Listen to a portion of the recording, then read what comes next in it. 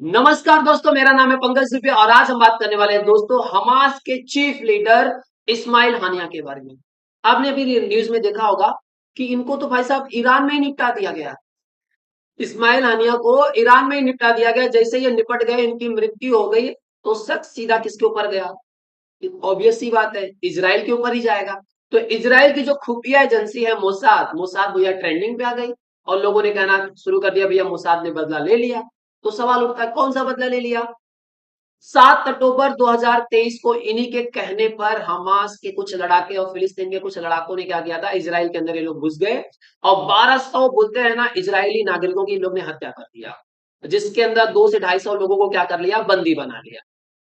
अब उस घटना में भैया बोलते हैं ना माना जा रहा था कि इनका ही इन्वॉल्वमेंट था, इनके ही कहने पर ये सब घटनाएं घटी थी। तो भैया मोसाद ने अपना बदला ले लिया। तो ये सर इतने दिनों के बाद क्यों? क्योंकि ये क्या एक कतर में सेफली रह रहे थे। अब कतर का यूएस का अच्छा कनेक्शन है। अगर कुछ मांडोली करानी रहती है तो कतर बीच में आता है। अब ये कतर में सेफ थे, जैसे ईरान में आए इनको उड़ा दिया गया। तो क्या सर इसके पहले क्या कतर से कभी ईरान में नहीं आए थे? आए थे, लेकिन इस बार बाकायदा बोलते हैं ना प्लानिंग के साथ इनको निपटा दिया गया। अब ये सवाल उठता है, ईरान को भी समझ में आ गया है कि देखिए इजराइल के साथ ही साथ पीछे बैकफुट पे कौन है भैया, पीछे से कौन हमला कर रहा है? यूएस। अमेरिका इसके पीछे है, सीआईए इसके पीछे है और है। अब यहाँ पे देखिए, अभी तो इनके हालात अच्छे चल रहे हैं। अब जैसे ही बोलते हैं ना अमेरिका में बोलते हैं हम लोग नवंबर 2024 में चुनाव होने वाला, जैसे ट्रंप आएंगे ना तो ईरान की तो हालत और खराब कर देंगे और यूक्रेन की हालत और खराब होने वाली है। अब चलिए दोस्तों देख लेते हैं एक्चुअल में हुआ क्या है यहाँ पे। अब यहाँ पे आप देख सकते हो दोस्तों कि ये जो इस्माइल हानिया है, इनको बोला जाता है भैया ये क्या पॉलिटिकल लीडर है, किसके? हमास के। और ये 2017 से ज्यादा बोलते हैं ना लाइमलाइट में आ गए, एकदम फ्रंट पे आ गए भैया, हम ही हैं, हम ही सब करा रहे हैं। अब जब ये इजराइल और गाजा का युद्ध चला ना, तो उसमें जो बोलते हैं ना सीज फायर का जो रोल प्ले करने वाले थे, यही हानिया ही थे। और ये बोला जा रहा था कि जो भैया हॉस्टेज बोलते हैं ना, इजराइल के जो हॉस्टेज बोलते हैं ना हमास ने बंदी बनाए हैं, तो उस पर भी अगर निगोशिएशन करना है तो यही आएंगे बीच में मीडिएटर के तौर पे। अब इन्हीं को ही उड़ा दिया गया। अब यहाँ पे क्या हो गया, हमास की और ईरान की जो मीडिया हो क्या बोल रही है कि भैया ये 62 ईयर्स ओल्ड थे, इनको क्या कर दिया गया, ईरान के कैपिटल तेहरान में क्या कर दिया गया है, निपटा दिया गया है। अब यहाँ पे बोलते हैं ना ये बताया जा रहा है कि इनको एक एयर स्ट्राइक से क्या किया गया, उड़ाया गया। हालांकि अभी तो कुछ क्लियर नहीं किया गया किस तरह से मारा गया, बस इतना पता है भैया ये चल रही है। अब यहाँ पे उनको जहां उड़ाया गया उनके घर पे ही, मतलब इनका एक घर है, रेसिडेंसी भी थी यहाँ पे, मतलब ईरान में इनका एक घर भी था, उनका घर ही उड़ा दिया गया। अब वहां पे क्या हो गया, इनके एक बॉडीगार्ड की भी मृत्यु हो गई है। अब जैसे ये न्यूज आई तो बोलते हैं ना ईरान ने बोला अपने बस बहुत हो गया।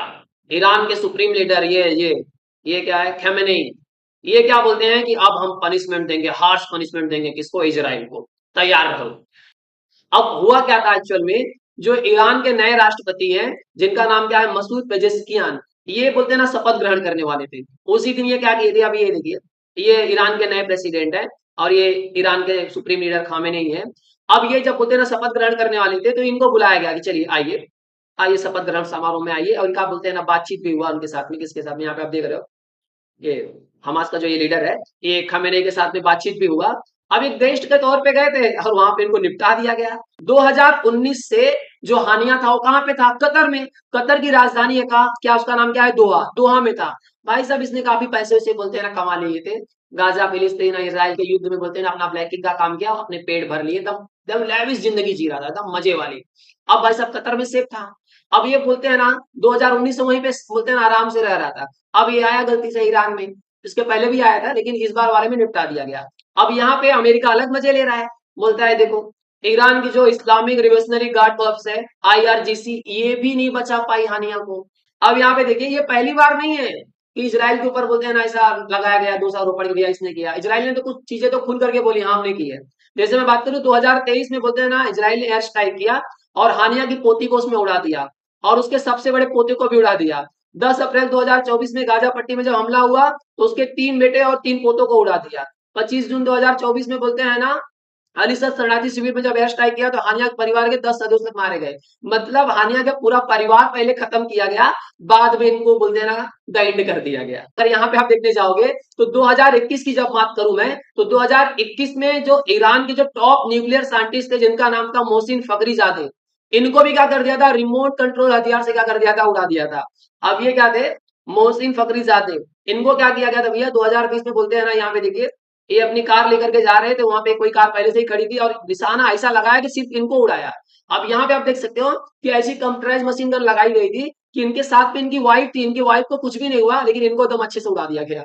तो इस तरह से बोलते हैं ना, इजराइल का काम बोलते हैं ना एकदम क्लियर रहता है। और उसके साथ ही साथ में 2022 में आईआरजीसी के जो कर्नल सयाद कोदई थे, उनकी भी हत्या हो गई थी, और नाम किसके ऊपर आया था? इजराइल के ऊपर आया। अब सवाल ये उठता है कि ईरान अब क्या करेगा?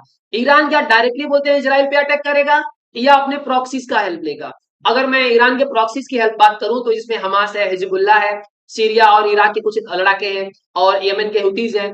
अब ये लोग क्या है, ईरान के बोलते हैं ना टट्टू हैं। ईरान क्या करता है, इनको अच्छा खासा पेमेंट देता है, मिसाइल देता है, ड्रोन देता है, जो चाहिए लेके जाओ, और क्या करो भैया, जाओ अटैक कर दो किसके ऊपर? इजराइल के ऊपर। तो ये लोग अटैक करेंगे, या डायरेक्ट बोलते हैं ना ईरान अटैक करने वाला है? तो ईरान के चांसेस बहुत कम लग रहे हैं, क्योंकि ईरान अगर उड़ करके भी जाएगा तो भी उसके लिए बहुत मुश्किल होगी। अब टैंक लेकर के जा नहीं सकता। तो इस ईरान के सामने बड़ा बहुत एक क्वेश्चन है। या हो सकता है ये बोलते हैं ना वापस से 200-300 बोलते हैं ना मिसाइल दाग दे, उसके बाद बोले हाँ चलो ठीक है हमने बदला ले लिया। तो ये देखना बहुत ज्यादा बोलते हैं ना महत्वपूर्ण हो सकता है, लेकिन ये बात तो क्लियर है, ईरान जरूर कुछ ना कुछ तो यहाँ पे करने ही वाला है। अब देखिए आगे का क्या न्यूज आता है, हमको देखने को यहाँ पे मिलता है। और दोस्तों अगर वीडियो पसंद आई तो वीडियो को लाइक करके चैनल को सब्सक्राइब कर लीजिएगा। And thank you so much for watching this video.